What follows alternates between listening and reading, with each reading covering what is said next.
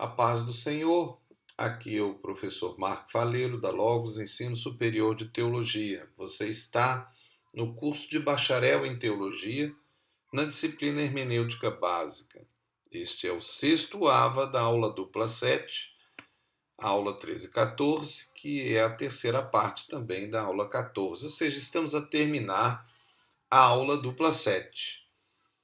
Dentro de hermenêutica, estamos a utilizar o livro-texto, conhecido por vocês, e estamos a falar cada um destes capítulos que, inclusive nas AVAs, tem repetidamente passado para que vocês possam saber e acompanhar.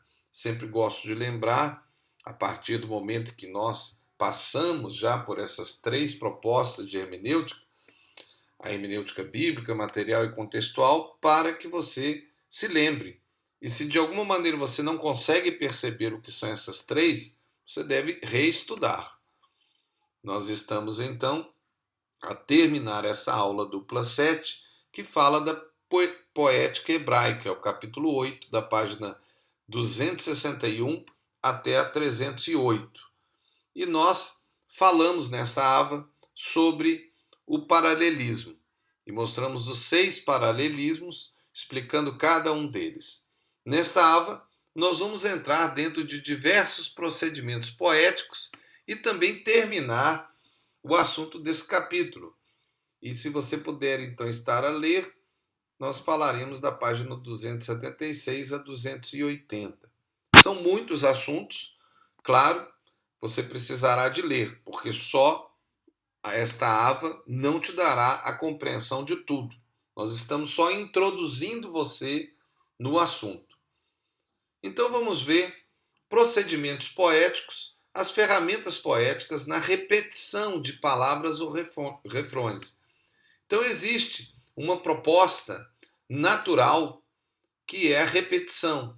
Eu, inclusive, como tenho falado, utilizo muito dessa metodologia porque a repetição é algo humano. Quer dizer, o ser humano, para aprender, precisa de repetidamente ter uma informação. Assim acontece com as crianças. Os pais falam com as crianças várias vezes a mesma coisa. Na escola acontece a mesma coisa. Na igreja também acontece a mesma coisa. Os pastores repetidamente pregam as mesmas coisas.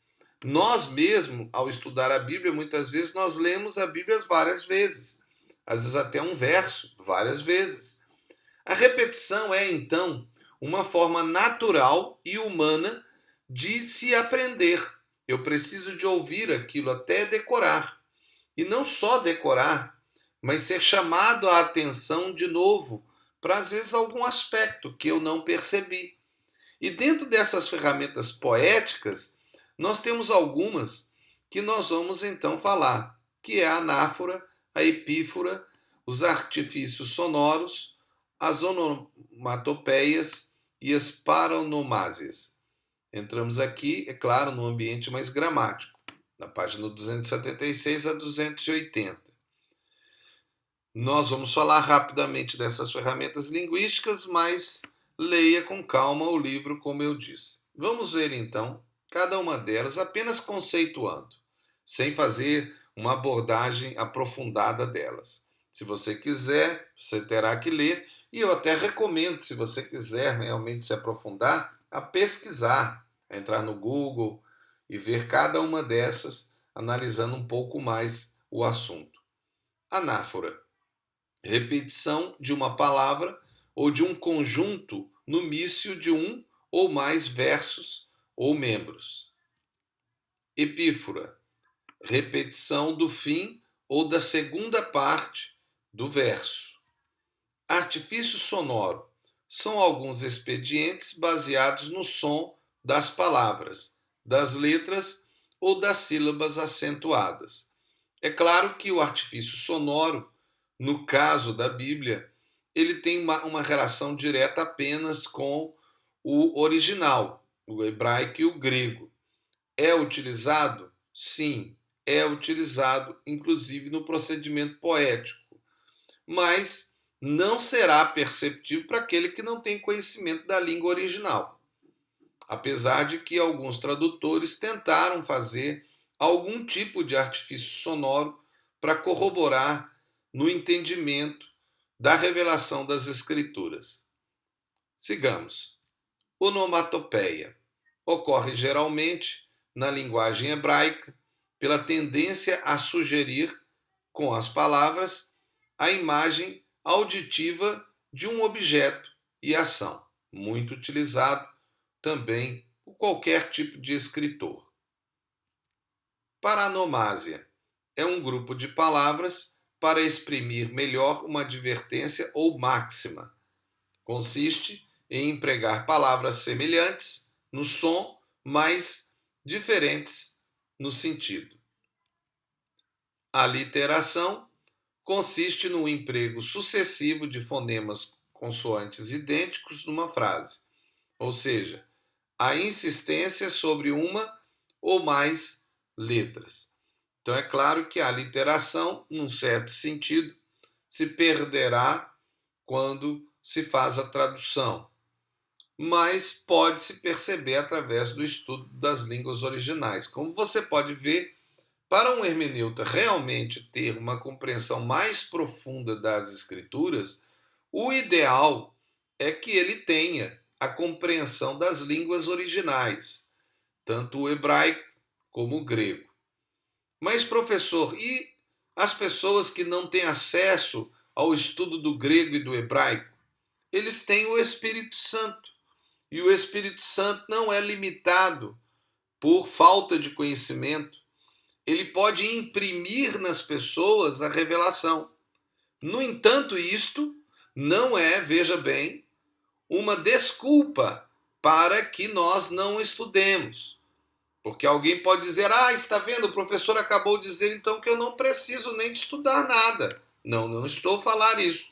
Estou apenas a dizer que Deus, quando vê em nós a incapacidade ou a impossibilidade de poder ter algo ou conhecer algo, na nossa dificuldade, ele então cria uma possibilidade. Até tem casos de milagres, que a pessoa não sabe, não tem e recebe. Isso é um fato, por causa do amor de Deus. Mas aí nós entramos num ambiente, por exemplo, que Satanás tentou a Jesus e disse, pula daí, Jesus, os anjos vão te pegar no ar. E ele disse, não tentarás o Senhor teu Deus. Quer dizer, é possível sim, é possível, eu posso pular e os anjos vão me pegar, vai ser um milagre, todo mundo vai ver. Mas eu não vou tentar Deus, eu não preciso de fazer isso. Se eu tenho a capacidade de não fazer, eu não vou fazer. Eu só vou fazer se for necessário. Ou se Deus assim me orientar, ou se é a realidade. Então, veja, em alguns lugares as pessoas não têm capacidade de estudar, precisarão então de uma atuação especial do Espírito, mas isso não é uma desculpa para que a pessoa não estude. Mas vamos sair disso. Eu saí um pouco do tema, vamos continuar a falar dentro do assunto específico da hermenêutica na questão dos procedimentos poéticos. E eu quero chamar a atenção, se você leu, você viu que tem muito mais assunto a ser tratado. Mas um assunto que eu quero chamar a atenção é sobre os números no paralelismo hebreu. Os hagiógrafos utilizaram-se de vários recursos da cultura semítica para expressarem concretamente os sentimentos que aturdiam no peito. Entre esses recursos estão os números. John H. Stack apresenta alguns exemplos dos padrões numéricos na poesia semítica, que é a poesia hebraica ou bíblica. Isso está na página 281. Então, se você puder dar uma parada na aba agora e ir para a página 281, você vai ver esse aspecto que eu estou a destacar. Amém? Continuemos. Dentro da ideia da classificação poética hebraica, nós também queremos chamar a atenção, mas não iremos explicar cada um dos pontos, a questão dos livros, utilizando essa classificação. Veja, o livro de Jó é um drama poético. Os Salmos são versos líricos poéticos, na verdade até eram músicas. Os provérbios é uma didática poética. Eclesiastes é a didática filosófica poética. E os cantares de Salomão são idílios poéticos. Cantares até mereceriam um estudo à parte. Cada um destes tem metodologias hermenêuticas destacadas. Então, se você quer saber, principalmente por causa dos livros poéticos, mas como nós falamos, a poesia não está limitada aos livros, ela está em toda a Bíblia, inclusive dentro da realidade do Novo Testamento. Mas, se você quiser saber essa metodologia específica dos livros poéticos, nós temos a página 283 a 296 a falar sobre isso. É só você estar a ler. Os autores sagrados trabalharam com uma literatura literária pré-existente sobre a ação do Espírito Santo. Desenvolver a sua própria literatura literária, esse fato que tem uma importância relativa para a inspiração, é de enorme transcendência para a hermenêutica. Como linguagem literária, a escritura valoriza substancialmente as palavras, numa subsistindo e por elas se atualizando. Como língua literária, exige que manejemos com sutileza a distinção. O que o autor quis dizer é fundamental. Um literato costuma dizer o que quer dizer, mas sempre lembre que o autor é o Espírito Santo. Então, o escritor, que é o agiógrafo, pode ter um propósito e Deus algo maior que aquele percebido pelo autor ou agiógrafo. Entretanto, a distinção é legítima à medida que se opõe à literatura superficial, ingênua, sem sensibilidade, desafinada, fora de foco. A distinção é ilegítima se considera que o autor diz o que não quer e não diz o que quer. Isso não pode acontecer. O Espírito Santo usa o autor para dizer o que ele quer. Mas dizendo o que ele quer, o Espírito Santo fala mais profundo, né? Mas ele não vai falar o que ele não quer. Isso é um fato, isso não é estranho à própria construção do texto. Lembre-se que por trás dos autores bíblicos temos a inspiração do Espírito Santo. Então nada na Bíblia é por acaso ou sem propósito. Terminando essa ave, eu só queria chamar a atenção às abordagens das escolas teológicas. Por exemplo, com a abordagem das escolas na análise de Cantares de Salomão, considerando a proposta das escolas de Alexandria e Antioquia. Você pode ver isso da página 296 a 300. É um destaque do professor Esdra Bento. Ele, inclusive, fala sobre outras escolas, escola alegórica, literal, litúrgica, dramática, típica, folclórica, que seria até erótica, no caso de Cantares, a escola didático-moral. Agora, a abordagem é humana, e nós, na Logos, temos uma proposta hermenêutica que é a nossa filosofia hermenêutica, que você já deve saber muito bem, não preciso de explicar, né? A filosofia da Logos, filosofia hermenêutica, é reformada, pentecostal, holística e fraternal. Se você não entende isso, então procure o professor, o seu tutor ou o seu assessor para obter essa informação que você já deveria saber, principalmente você que é aluno de hermenêutica. Não posso terminar esta aula dupla e esta aula sem relembrar as 6 regras básicas que você já deve saber de cor. Aqui é o professor Marco Faleiro, na disciplina Hermenêutica Básica do curso de Bacharel em Teologia.